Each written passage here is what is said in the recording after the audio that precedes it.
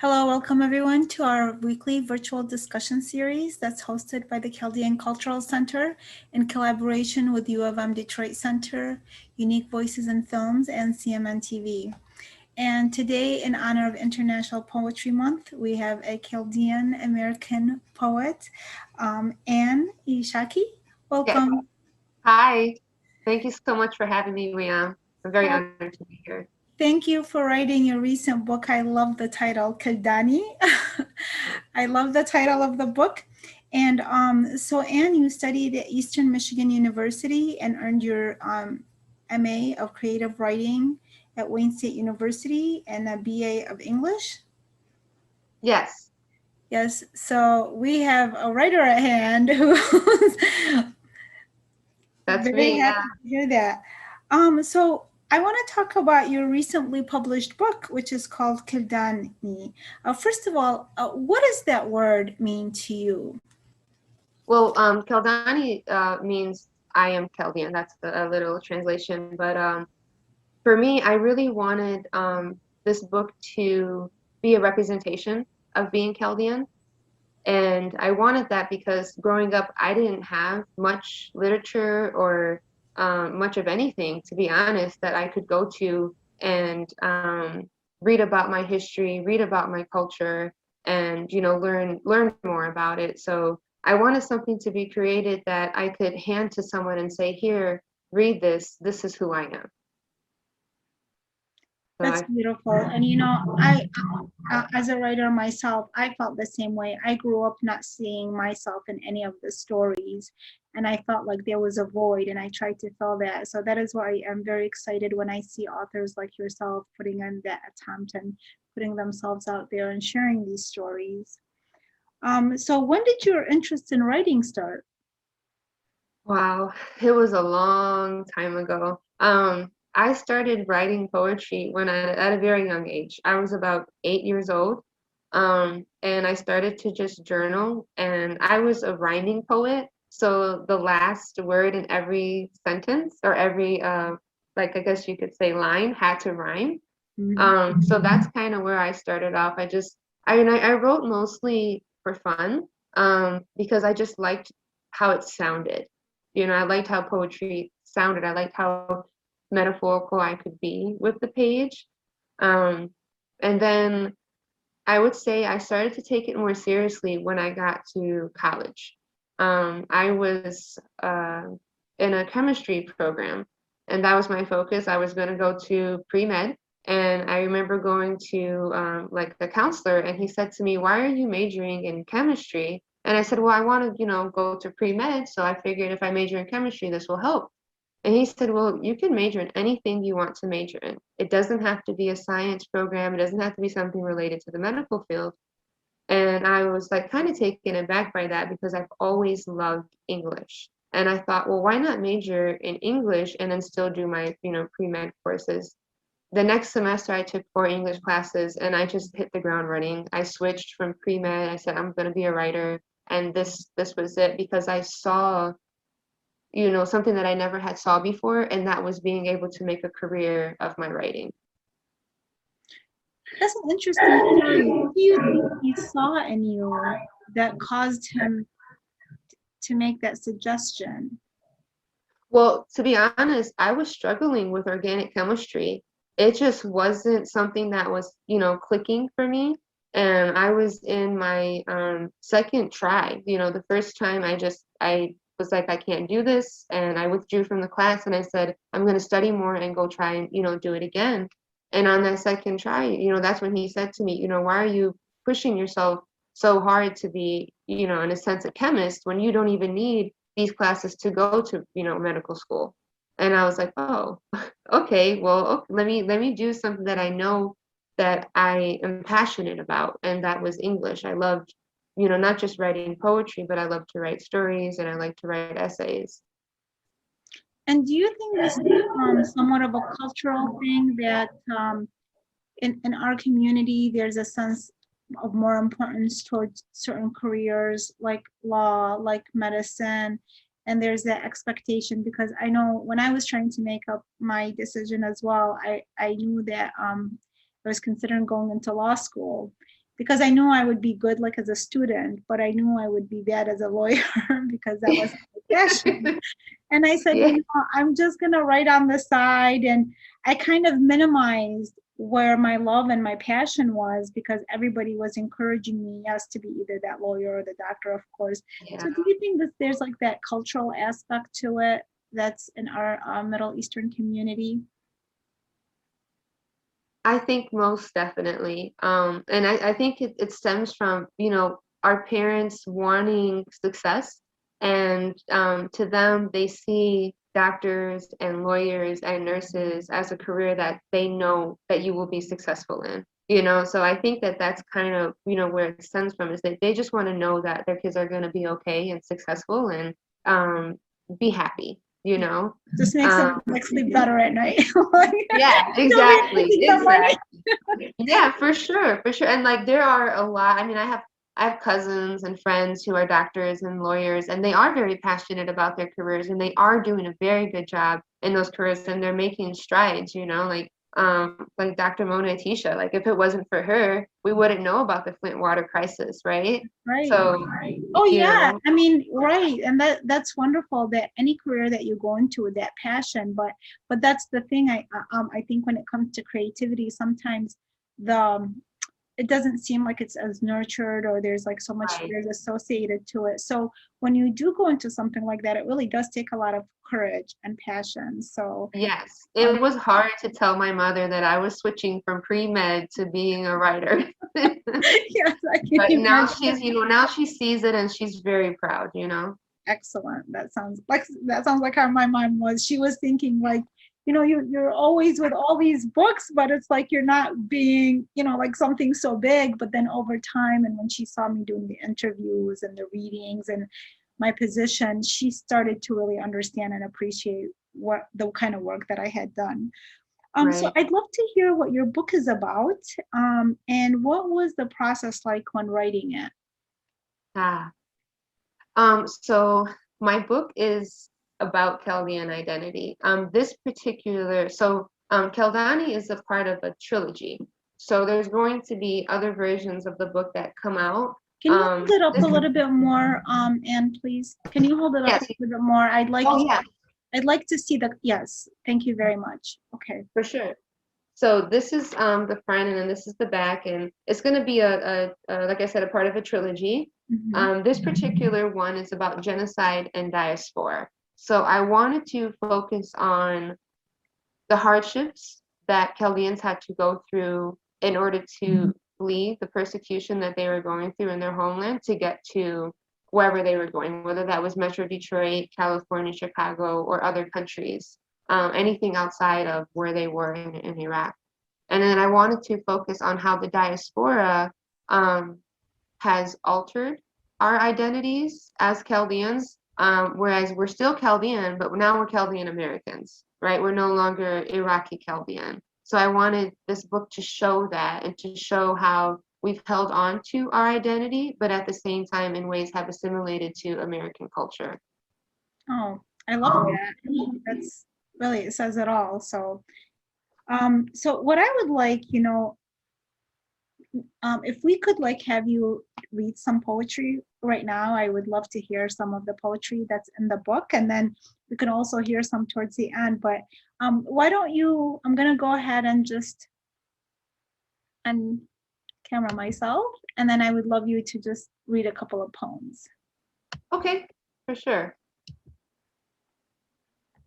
So the first poem that I would like to read, let me find it in here.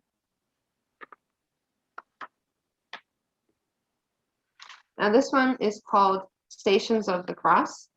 And just a little background about this poem. In the process of writing the book, I did research in terms of speaking to different people in the community, reading whatever books that I could find about our community. This poem, this was during Lent, and I was going to church to go to the Stations of the Cross, and I saw my cousin in the church, and I hadn't seen him in a long time. So it just kind of inspired me to write this poem. A grandmother's seat in church is like reserved parking, like a station, a rest area. Her presence felt with subtle reminders like your first cousin sitting in the pews on the same side she sat. In thinking how she must be praying with you and him and bragging to all her friends in heaven. Which means the son of Nabil and the daughter of Bahira are praying in church together. And knowing that the same force that led you here also called him, and together you recite the prayers in your mother's tongue. Words seep into roots, hydrating spirits that sprout from land where mathematics and astronomy began, and hear the chants of Mar Adde and Martoma. This church survives because of martyrs. It survives because you and your cousin decided to come to church. So that was Stations of the Cross. And then the next poem that I would like to read, and I think this one is definitely one of my favorites from the book because I feel like it does a really good job of capturing that feeling of being Chaldean American and trying to assimilate into a culture where you don't know the language, which we all know having a language barrier can make things very, very hard. So this is called Dead Language. This language cannot die, must not die. Why did she have to die? Why can't this school understand? I'm trying. I fled my home with barely anything and lived in refugee camps with nothing to nourish my mind or body. No, Yuma did not make it. She, like Jesus, sacrificed her life for me. I can't think past the moment of my mother's passing. My friends and I cannot read these books, so we crack jokes in the back of class. We may not know English, but we know about having resources. It's not my fault that you don't speak my language.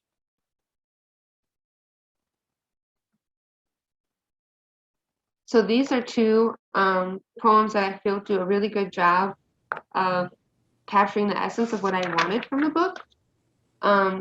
For people to hear and understand about Chaldean identity, about how hard it is to, like I said, assimilate into a culture and not being able to speak with someone about how you're feeling, or maybe ask questions about something that you don't understand because there's this language barrier between you and them. Yeah, and I do think that there is still a lot of there isn't enough awareness about the genocide that has occurred to the Chaldeans and the Christian minorities in Iraq. There's really there's not enough, and part of it is because some of the way that we share all these wounds are really subtle. The way we do it, I think, like through maybe creativity, but we've been on survival mode, and so sometimes we're still like going over that next stage of trying to get awareness about what happened and why it's important to realize this ancient language needs to live, and what we need to do to participate in that. What has been the biggest challenge in your writing and your poetry career, would you say? Wow. Honestly, writing. It's like to find the time to write, I find that I get inspired in moments that I don't have anything around me or I don't have the time to sit down and write. So I'll be on the go constantly. I'm at work right now and I said, I'm going to take my lunch break. I'm going to do the interview and I got to go back to work, right? I take care of my parents too. And, we have like family businesses that I help out with. So for me right now, the hardest time or the hardest thing with my writing is actually finding the time to write. But once I get in the mode, it's like, it just flows, because it's something that I enjoy so much that you have to peel me away from the computer. I get so zoned into it. It's like the world around me just disappears and I'm in a whole new world when I'm writing. And what's been then, I guess you just answered that, the rewarding part of your writing is entering that new world. Yeah, I mean, of course, like going into another, reality and being able to escape this one for a moment. But I feel the most rewarding is people who have read my works, who come to me and say that there was something about it that touched them, you know, or that changed their perspective, or that brought their awareness to something that maybe they weren't thinking about before. Recently, someone came up to me who had read my book, and they said they bought it and they had their whole family sit down and they read the book to them from the beginning to the end, because they were going to start with just a few poems, but everyone in the room was like, no, read another, read another, read another. And she told me one of the poems made her mother cry. And that, even though it's sad that someone was crying, it's very rewarding as a writer to know that I can invoke an emotion like that. Oh, of course. Yeah. And you know, you mentioned earlier that you grew up not seeing the stories in the books, and um, this is how I felt as well. But so in that case, what and who inspired you throughout your career? Family, friends, community. You know, I grew up very much in the church. I was an altar girl until I was about 14 years old. So I knew a lot of people in the church that I could go back to and ask questions and interview. And there were people in the community that I reached out to, you know, ask questions, maybe stories that they could tell me. My own mother, my grandmother, when she was alive, I was listening to the stories that she was telling me. So I guess you could say this wasn't something that was just researched in the last 5 years. You know, this book is definitely a part of me in terms of my identity, and putting what my experience was being Chaldean into this book as well. But also taking the experience of other Chaldeans around me and adding that into here. You know, obviously I didn't immigrate to this country. I was born here, but there are stories that include people who immigrated and maybe lost a family member in the process of that immigration. That's a story that I knew had to be told. Something like that. I was reading a lot of news articles about what was going on in Iraq, and about how Iraqi Christians were fleeing, and the stories about there was this one story, and it broke my heart to hear it. And there's a poem in here about it. There was women who were fleeing with their kids, and they had to flee up into the mountains to get away from ISIS and whoever was trying to harm them. And instead of allowing ISIS to capture their children, they would throw their children off the mountaintop because they didn't want ISIS. And that just, I'm sorry, but it chokes me up every time that I talk about it, because I can't imagine as a mother to feel that feeling, right? And this is something that people need to know about, that there's a person in this world that had to make a decision between their child being captured and kidnapped or their life. And that's so hard to think about. And you know, have you to Iraq, Anne, or you've never visited? Not yet. I've never visited, no, but I have these very old VHS tapes that I think it was Father Michael Bezzi. He has these videotapes, and I found them in my mom's house. One is pink and one is blue, and one shows you all the churches and the other one shows you all the villages. So it was kind of like a virtual tour on VHS. That's funny to say that, because you know, we had him on recently and we're planning to do a film screening about some of those videos that he made. A lot of them, a lot of them, because he visited the villages when they were still well, and you know, so we're planning to do a film screening. It's interesting that you've seen that, and you know, he's all about that, making sure that he created and documented things so that the younger generation can have the chance to view it. And I know that he'd be very happy to hear that people are viewing it. Yes, we are. I'm so happy to have been able to see it before, of course, it got destroyed. So I have this footage now that I can actually access and look at and know and I'm sure it's inspiring. Right, it inspires. So what are you currently working on? And is there a project that you're working on right now? Yeah, so I'm actually working on a couple of projects. I'm working on the next installation of this book of Chaldean. The next one is going to be Cultures and Traditions. So things like Beutha, Hanna parties, Oh, like that sounds so much fun.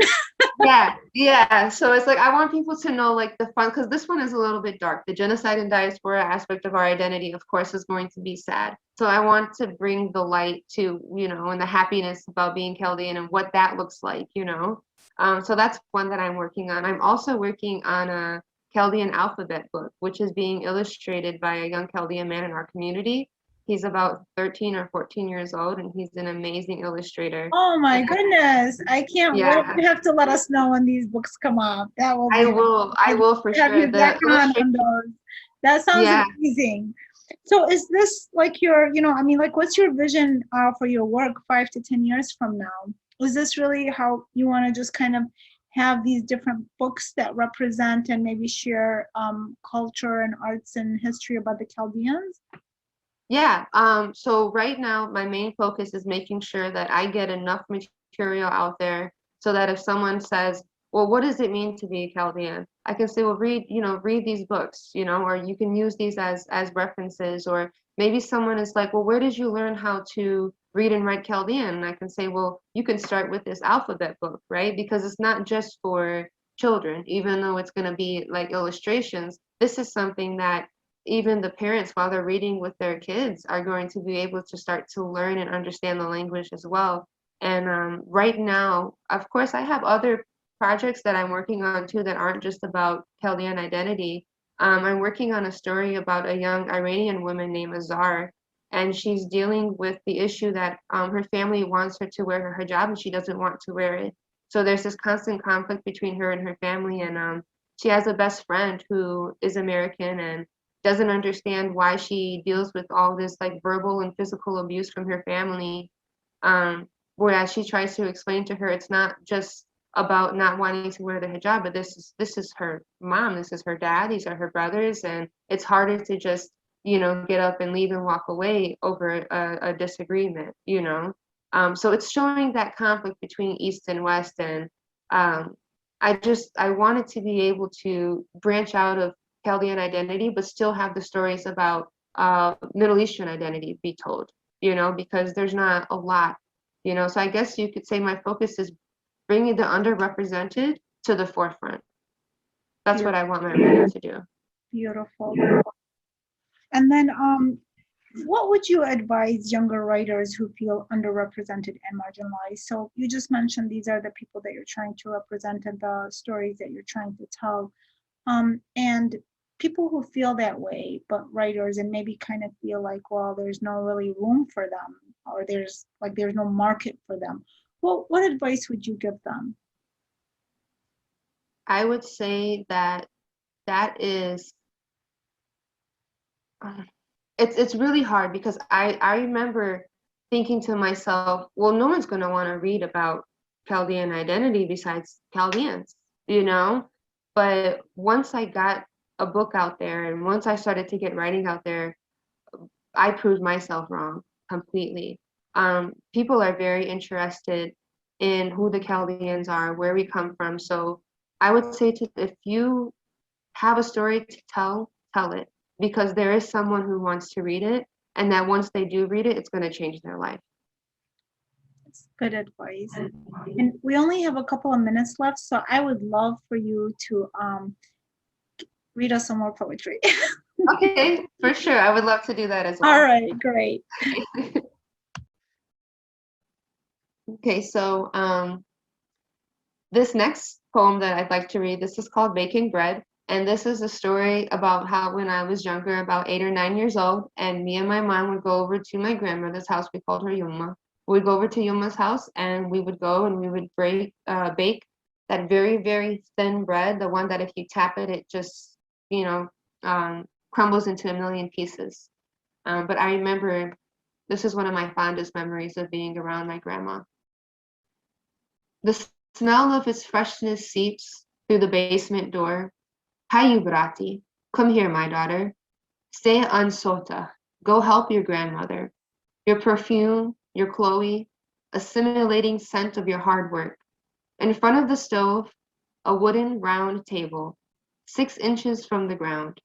Your feet wrapped around its base. Your hands on the thin rolling pin, rolling until the dough is transparent.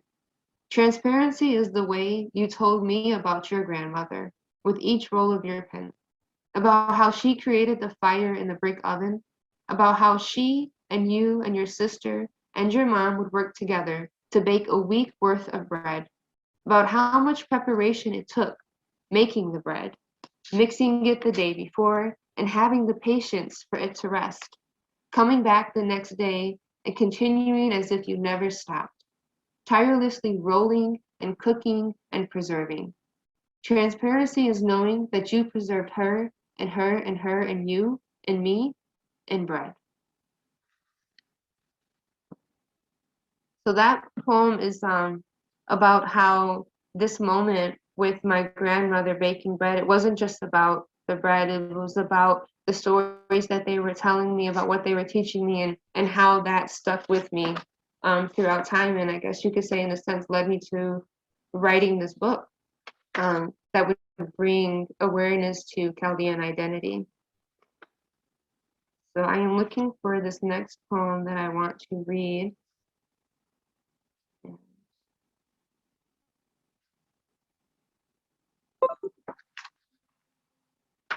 This poem, the next poem that I want to read, this was a story that my sister-in-law's father told me. And it's about him, the story itself. And it was just, it took my breath away when he told me that this is something that happened to him as a baby. This is called Cast Away. His mother threw him out a window to save his life, the life they came to take in exchange for his father's. Each swing of the knife followed by a command. Tell us where he is. His father dreams of a better life, and his mother endures its scars, her scars. Lacerations breathing on her chest, jagged cuts replacing her nipples. Her weakened eyes unable to focus, but able to raise 15 kids that raise each other, help her, and help each other. With pride, her eyes bruise silence, praying that they did not find him. A woman finds him in the haystack, wraps him in her dysphagia, and nurses him to health. So this was a story about her grandmother. So my sister-in-law's grandmother actually threw her son out the window when these radical men came to her house looking for her husband. And they wanted to capture her husband and kill him, but he fled into the mountains. So they were from El Kush, and they fled into them. He fled into the mountains. So she knew if they knew she had a son, that they would take the son and kill him, because that's how you, in a sense, that's how you would kill the father. You kill his son, you kill his name. So she threw him out the window, so they wouldn't know that she had a son. And he just so happened to land on a haystack, and a woman neighbor, found him, picked him up, and took him to her home until they left. And then the grandmother, she passed out obviously from the attack because they were cutting her. They cut her nipples, they cut her chest. She still has these scars. And she woke up, and the woman brought, the child back to her. And after that, they fled. And you are capturing amazing, amazing stories. Thank you so much for writing this book. Thank you for coming on for this interview. And please be in touch with us as the next books come out, okay? Okay, I will. Thank you so much. Thank you. I loved talking with you today. Thank you, everybody, for watching. We will provide a recording of this interview. Have a wonderful day.